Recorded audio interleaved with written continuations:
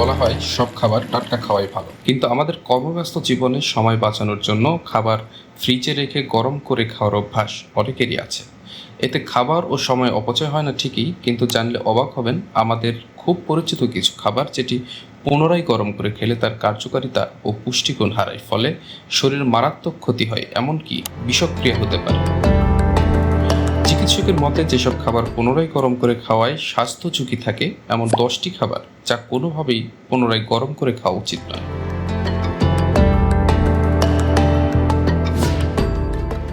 ভাত রান্নার পর যেভাবেই রাখেন না কেন এটি ধীরে ধীরে পুষ্টিগুণ কমে যায়।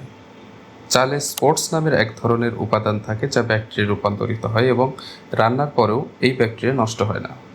ফলে ভাত রান্না করে রাখা বা পুনরায় গরম করা উভয়ই ক্ষতিকর। এটি খেলে ডায়রিয়া এবং বমি হতে পারে। আলু পুনরায় গরম করার ফলে পুষ্টিগুণ হারায়। এছাড়া আলু রান্নার পর সাধারণ তাপমাত্রায় দীর্ঘ সময় রাখলেও এটি পুষ্টিগুণ হারায়, সঙ্গে সঙ্গে বিষাক্ত হয়ে ওঠে, যা খেলে অসুস্থ হয়ে পড়ার সম্ভাবনা থাকে। ডিমে উচ্চমাত্রার প্রোটিন থাকায় এটি নাস্তার জন্য আবশ্যক উপাদান। তবে ডিম এমন একটি খাবার যা পুনরায় তাপের সংস্পর্শে এলে বিষাক্ত হয়ে ওঠে। মুরগি উচ্চমাত্রার প্রোটিন সমৃদ্ধ খাবার, তবে উচ্চমাত্রায় পুনরায় গরম করে খেলে এই মুরগি হয়ে উঠতে পারে সবচেয়ে বিপজ্জনক খাবার, কারণ পুনরায় গরম করলে এতে থাকা উচ্চমাত্রার প্রোটিনের কার্যকারিতা পরিবর্তন হয় এবং তা মারাত্মক হজমের সমস্যা তৈরি করে। তবে রান্না করা মুরগি যদি একান্তই গরম করে খাওয়ার দরকার হয় তবে নিম্ন তাপমাত্রায় একটু সময় নিয়ে গরম করা উচিত।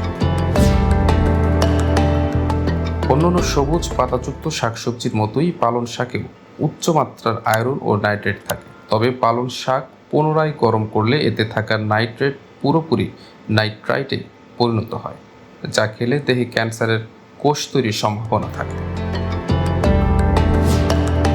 আঙ্গুর তেল, আখরোট তেল এবং অ্যাভোকাডোর তেল, এসব তেল দিয়ে রান্না করলে খাবার অত্যন্ত সুস্বাদু হয়।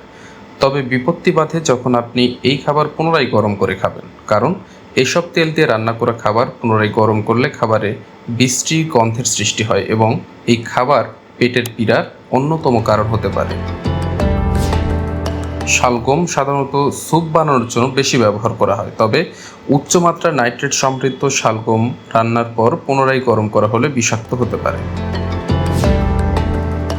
মাশরুম উচ্চমাত্রায় প্রোটিন সমৃদ্ধ। উচ্চমাত্রায় প্রোটিন সমৃদ্ধ হওয়ার কারণে রান্না করা মাশরুম গরম করা হলে প্রোটিন নষ্ট হয়ে যায়, ফলে পুনরায় গরম করা মাশরুম খেলে তা পেটের জন্য মারাত্মক ক্ষতিকর, এমনকি হৃদরোগের কারণ হতে পারে। বটি পালং শাকের মতো উচ্চমাত্রায় নাইট্রেট সমৃদ্ধ সবজি, তবে রান্না করা বটি পুনরায় গরম করে খেলে তা পেটের অসুখের কারণ হতে পারে। সলরি হচ্ছে ধনে গাছের ডাঁটা। এই সবজিটি উচ্চমাত্রায় নাইট্রেট সমৃদ্ধ, তবে সলরি ডাঁটা পুনরায় গরম করলে এর নাইট্রেট পুরোপুরি নাইট্রেটে রূপান্তরিত হয়।